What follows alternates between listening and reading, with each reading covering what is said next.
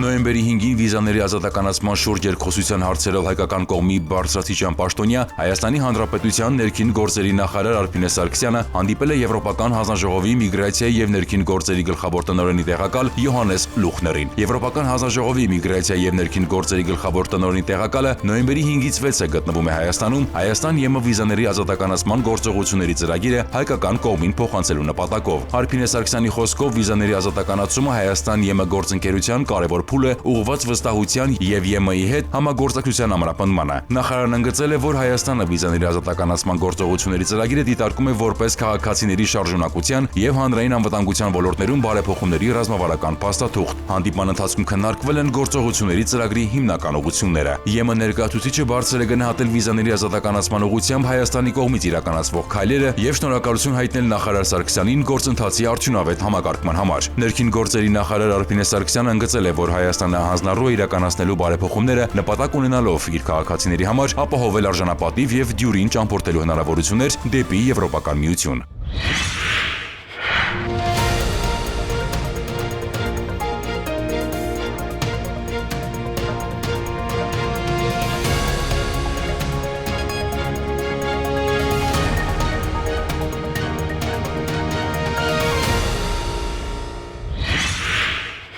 Նոյեմբերի 4-ին քրեական ոստիկանության Երևան քաղաքի վարչության սեփականության դեմ ուղղված հանցագործությունների դեմ պայքարի բաժնում ստացված օպերատիվ տեղեկությունն իրացվեց ժամը 19:35-ին։ Երևանի քրեական ոստիկանները Արինջի Դուրյան թաղամասում բնակարանային գողություն կատարելու կասկածանքով ձերբակալեցին եւ իր վարած Hyundai Մակնիշի ավտոմեքենայով հանդերձ վարչություն տեղափոխեցին Ջերմուկ քաղաքի բնակիչ 33-ամյա տղամարդու։ Նա խոստովանեց, որ մոտ 1 ժամ առաջ նույն թաղամասի 6-րդ փողոցի մի տան հետնամասի դուռը հարմարեցված առարկայով բացել ու գողացել է զարդեր, այլ իրեր ու թղթադրամներ։ Քրեական ոստիկանության Կոտայքի մարզային վարչությունում տանտիրոջից ընդունվեց հաղորդում։ Պարզվեց, որ Ջերմուկի 33-ամյա բնակիչը գողացել է ոսկյա եւ արծաթյա ավելի քան 30 զարդ, այլ իրեր, ինչպես նաեւ արժույթով թղթադրամներ։ Գողոնը հայտնաբերված է։ Տղամարդը խոստովանել է նաեւ, որ այս տարվա սեպտեմբերից առ այսօր ապօրինի մուտք է գործել մայրաքաղաքում գտնվող եւս 5 առանձնատուն, որոնցից 4-ից իր կամքից անկախ հանգամանքներում հեռացել է ձեռնունայն։ Կազմված փաստաթղթերը փոխանցվել են Աբովյանի քննչական բաժին, հանգամանքները պարզվում են։ Ծանուցում ենթադրյալ հանցանքի մեջ կասկածվողը կամ մեղադրվողը համարվում է անմեղ, քանի դեռ նրա մեղավորությունը ապացուցված չէ Հայաստանի Հանրապետության քրեական դատավարության օրենսգրքով սահմանված կարգով, դատարանի օրինական ուժի մեջ մտած դատավճռով։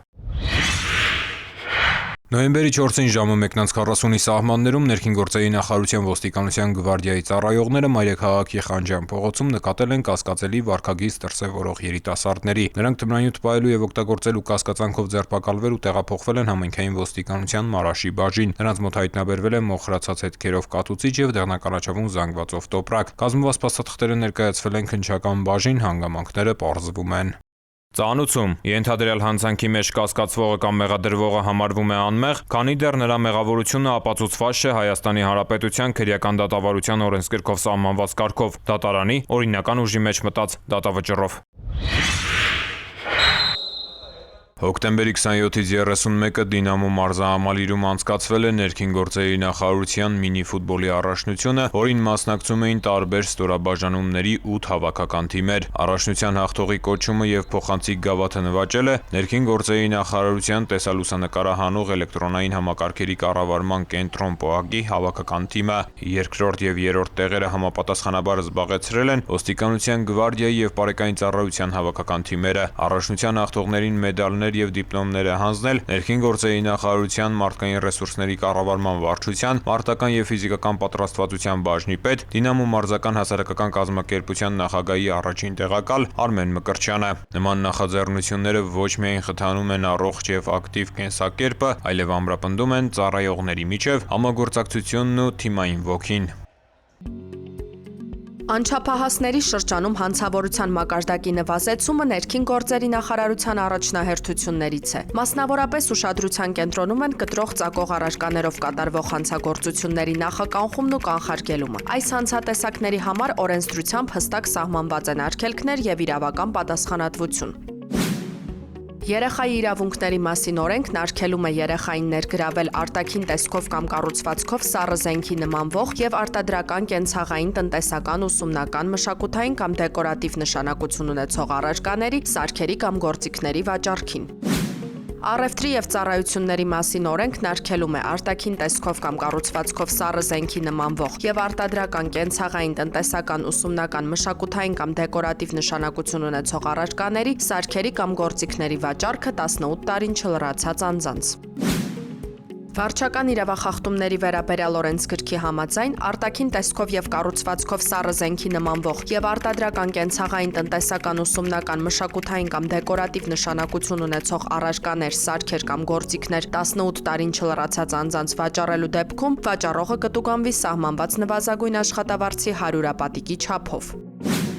18 տարին չլրացած անձանց արտաքին տեսքով կամ կառուցվածքով սառը զենքի նմանվող եւ արտադրական, կենցաղային, տնտեսական, ուսումնական, մշակութային կամ դեկորատիվ նշանակություն ունեցող առարկաների, սարքերի կամ գործիքների վաճառքի մեջ ներգրավվելը նույնպես կառաջացնի տուգանք, այս անգամ սահմանված նվազագույն աշխատավարձի 200-ապատիկի չափով։ 16-ից 18 տարեկան անձի կողմից արտաքին տեսքով կամ կառուցվածքով սառը զենքի նմանվող եւ արտադրական, կենցաղային, տնտեսական, ուսումնական, մշակութային կամ դեկորատիվ նշանակություն ունեցող առարկաներ, սարքեր կամ գործիքներ կրելը առաջացնում է տուգանքի նշանակում սահմանված նվազագույն աշխատավարձի 40-ապատիկի չափով, միաժամանակ վերցնելով այդ առարկաները, սարքերը կամ գործիքները։ Հարգելի ծնողներ, ձեր ակտիվ աջակցությունն ու համագործակցությունն անչափ կարևոր եւ անհրաժեշտ է։ Համատեղ ուժերով անչափահասներին զերծ պահելու արատավոր երևույթներից, կանխելու նրանց կողմից կատարվող իրավախախտումներն ու հանցագործությունները։ Միասին կարող ենք ապահովել մեր երեխաների անվտանգությունն ու բարեկեցիկ ապագան։ Համայնքային ոստիկանության գործունեության հիմքում բնակչության հետ ակտիվ համագործակցությունն է։ Համայնքային ոստիկանությունն ունի 57 տարածքային բաժին, 12-ը Երևանում, 45-ը մարզերում։ Յուրաքանչյուր բաժնի կողմից սպասարկող վարչական տարածքն իր հերթին բաժանված է մինչև 7500 բնակչություն ունեցող տեղամասերի։ Համայնքային ոստիկանության գործառույթներն են ոչ մեծ եւ միջին ծանրության հանցագործությունների բացահայտումը, ընտանեկան բռնության, ինչպես նաեւ անչափահասների կողմից կատարվող հանցագործությունների եւ իրավախախտումների կանխումը։ Համայնքային ոստիկանության գործունեության հիմնական սկզբունքներն են սպասարկվող տարածքի առանձնահատկությունների իմացությունը, բնակիչների խնդիրների իմացությունը, կարիքների գնահատումը եւ դրանց արձագանքումը, բնակիչների համախմբումը հանրային անվտանգության մակարդակի բարձրացման շուրջ, հասարակական կարգն ու անվտանգությունը ապահովելու, հանցագործություններն ու իրավախախտումները կանխելու գործում բնակչության ներուժի օգտագործումը, հանրային պատասխանատվություն ու վերահսկողությունը եւ գործունեության թափանցիկությունը։ Ոստիկանության հանդեպ համայնքի վստահությունը կարևոր նախադրյալ է արդյունավետ համագործակցության եւ իրավակարգի կայունության համար։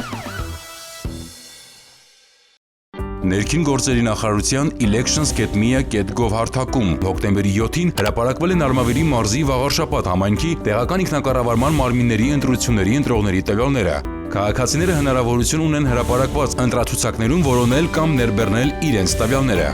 Նոյեմբերի 16-ին կայանալիք ընտրություններին Արմավիրի մարզի Վաղարշապատ համայնքում ընտրելու իրավունք ունեցող անձինք իրենց տվյալներին կարող են ծանոթանալ ներքին գործերի նախարարության պաշտոնական կայքի ընտրություններ բաժնում կամ կենտրոնական ընտրական հանձնաժողովի թիմ 16-11-25 ընտրողների ռեգիստր եւ ընտրողների ցուցակներ բաժիններում։ Կենտրոնական ընտրական հանձնաժողովի թիմ ընտրողների ռեգիստրի որոնմամբ հնարավոր է քարտեզի վրա տեսնել տեղամասային կենտրոնի հասցեն։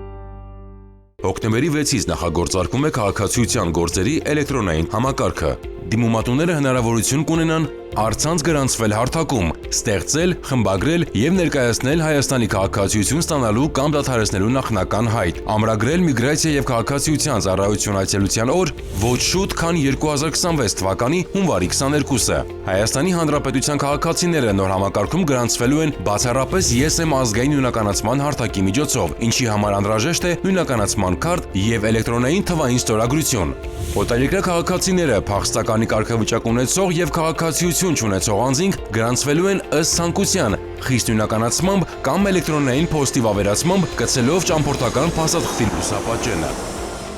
Նախնական հայտի ներկայացումից հետո անհրաժեշտ է կատարել պետական տուրքի վճարում ոչ ուշ, քան ընտրված այցելության օրվանից 10 օր առաջ։ Վճարումը չկատարելու դեպքում ամրագրած օրը չեղարկվում է։